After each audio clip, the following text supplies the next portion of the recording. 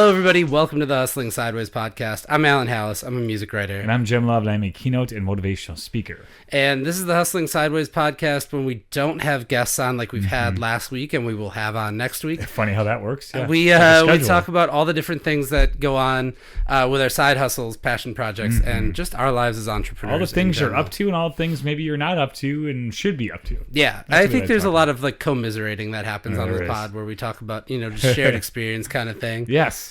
Today, Jim's got a really interesting one for us about the first things that we bought for our side hustle. Inevitably, you're going to make investments in yourself or in things in which to support the passion you have. And I was thinking back, because I actually had come across someone who I'd worked with like 10 years ago for the first time.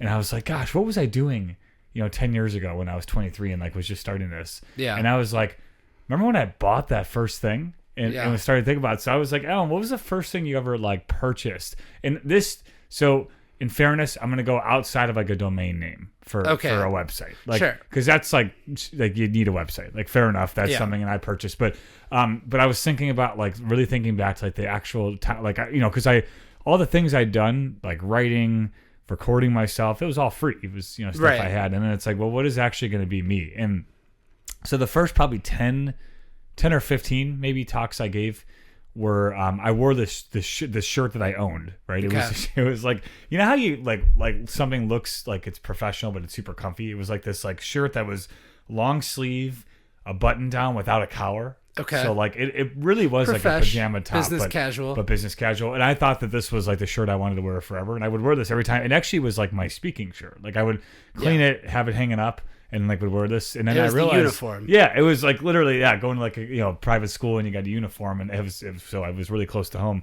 But I was like, maybe I need something that's like a little bit different to like, because I realized when I went up there, I had a backwards hat, like nice jeans on, and this like weird long sleeve, like non-collared. You had a look shirt, and I was like, this doesn't feel like it matches up. So I was exploring like, all right, do I want to make a shirt? Like, what would I even put on it? And then I went online. And I found, I don't even remember what website it was, honestly, but there was this website that had these shirts with like small phrases on them that were like perfect for me. So I bought 2 of them.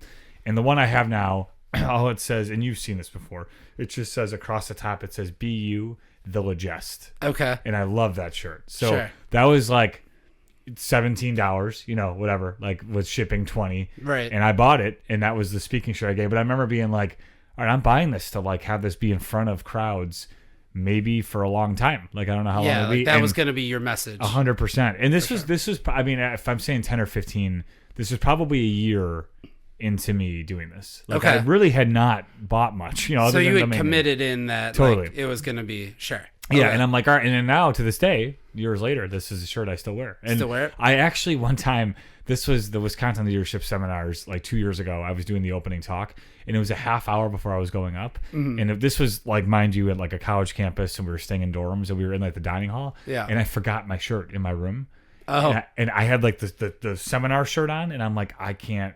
Like, I need my shirt. I'm like, do I have time? And they're like, you got to run. I'm like, no, I really need this shirt. So I like ran to my room, got the shirt. I was sweaty. I came back and I put it on, and it felt real again. Like, is it like a superstitious thing now? Is it like your lucky shirt? It's between that and I don't. It doesn't feel real like until I have it on. Like that's like, because when you like get into like, I'm not gonna call it get into character, but get into like get in the zone. Like that feels real. It feels like thing I gotta wear. But I remember having that moment of like, it was actually a panic moment. I was like, oh shit, like I gotta go get this shirt, So I ran across campus, got the shirt, and came back. But it became a thing. So that was the first thing I bought, and perhaps one of the most important things I bought. And I haven't like, other than spending money on like travel, I don't buy. I have me in a microphone. I don't buy that many things, but like that was a big thing that I purchased that made a big difference. Okay.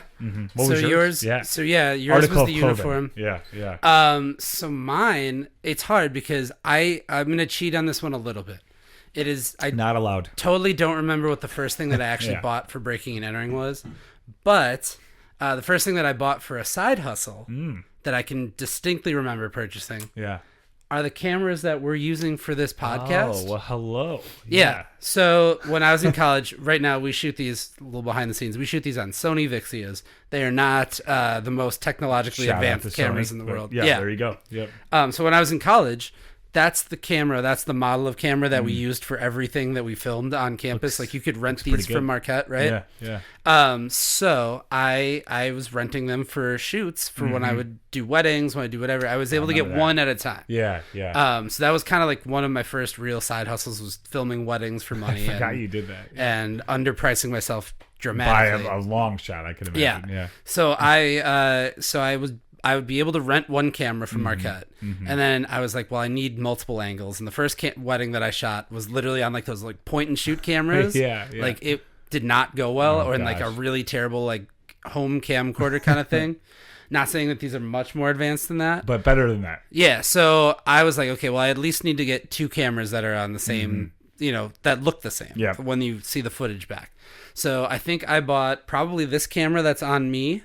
I bought it on Craigslist for $350. Oh, that's is that expensive? Or at the time, it was a steal for that camera. Oh, interesting. Okay. Yeah, for sure. Well, there you now go. It's probably, I don't know, whatever. And you didn't get duped on Craigslist? No, I had to go by American Family Field, which is where the Brewers play. Yeah. I bought it from a guy who gave me his business card that may still be around here somewhere. Oh, that's awesome. He was DJ Big Rob, and he just needed the cameras gone. He just needed to get the money today. Like, he was in need of money. So did you get something out? Like, was this like a drug deal? Or it felt like it, but it was, no, I got a camera out of it. Big Rob needs the money today. Yeah, Meet it was me in this dark really alley sketch. by Miller Park. Meet me by Miller Park. And so that's how I got that camera. That's there. Fast forward to, so now I'm shooting a couple videos. I'm doing a couple weddings. I eventually learn how to price myself the right price. Yeah, that helps. Yeah. Eventually, I graduate, and somebody from my like group of broadcast majors had this camera that is on Jim, and sold me that one for I want to say $500 at the time, which is like a model up, but the same kind of thing, right? So was that, I guess that was like on par for, was that expensive? Yeah, or it's still, I mean, it's kid out of college, just making my first money, right? There you go. So I bought those 2 cameras. I have one more that is just like these that is sitting in my camera bag, and I don't remember where I obtained it. Honestly, to tell you the truth, it might have been like the college was getting rid of them, and I got one of those because they use all nicer cameras than what we have here now. Yeah. They use like stuff that I am jealous that I didn't ever get to use. Stuff like my $1,000 camera that is sitting in that bag. Yeah. And then this main camera that is on us. Actually, years and years later, a friend of mine was moving to New Orleans, and he worked at a hotel. Yeah. And this camera bag was sitting in the basement of the hotel for forever, and he was just like, "Do you want it? You do video stuff." Yeah, I'll take this. He's like, I don't know who it belongs to, but it's been just sitting here for forever. And it was like, yeah, of course. And that's actually the nicest camera of the 3 of them. Wow. So the one that you but got all on the same model kind of family. So everything looks the same. That worked out pretty well. Yeah. All right. So the first purchase leads to like a family of purchases. That all worked itself out. It's essentially a beg, borrow, and steal situation. Yeah. Steal is the key word. Steal on one of them, maybe. So you just steal. That's what it comes down to, is don't buy anything, just steal it from But that first thing that I bought, for sure, shout out DJ Big Rob. Yeah, if you think about it, so like that had to have been 10 plus years ago that I bought these cameras then, or that first one at least. If you think about the number of like podcasts that we've done, the number of concerts that I've shot, the number of weddings I've shot, the number of just speaking events that I've shot, I probably now have paid like $1 per video. I bet. You know what I mean? On all of the footage. These things have been in and out of concert venues with me. They've seen some things, quite literally. They've literally seen some things. and they filmed it. It's great.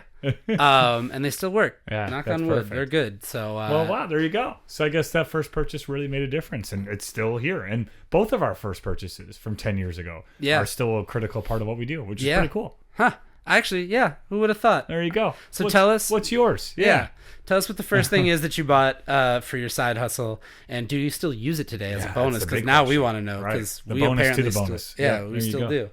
In the meantime, thank you so much for watching the footage on these cameras. You're probably watching it on your phone anyway. Thank you so much for watching and following the podcast.